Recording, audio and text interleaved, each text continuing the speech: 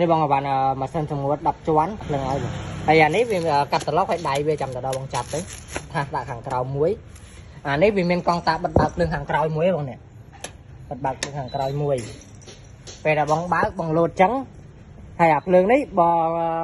អត់ចាំបាច់បើកទេបងព្រោះយើងត្រូវមើលដែរទេយើងបិទវាចោលទៅបាទនេះខ្ញុំថតខ្ញុំបើកឲ្យច្បាស់ឲ្យវាស្រួលមើលពេលដែលយើងដល់ភ្លើងវាលោតចឹងយើងចុចបើកវាមួយមកហើយអានេះវាមានអង្សាឲ្យម៉ោងអានេះអង្សាបងអង្សាវាត្រឹម90កន្លងចូលម្ដង5ហ៎បងនេះឡើងចូលម្ដង5ម៉ោង24ម៉ោងឡើងចូលម្ដងកន្លះម៉ោងអញ្ចឹងណាបងទុកឲ្យវាឈប់លោតអាភ្លឹបភ្លើនហ្នឹងគឺវាដំណើរការអានេះវាអត់ដំណើរការនេះវាដំណើរការគឺយើងចុចអានេះអត់ដើរទេបោកដកអត់ដើរទេបើសិនជាបងចង់ថែមអង្សាបងចុចលើអង្សាចង់ថែមម៉ោងបងចុចលើម៉ោងបងប៉ណ្ណឹងទៅ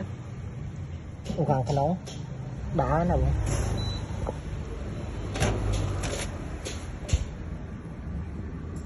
10ជាន់ហ្មងនេះលើ55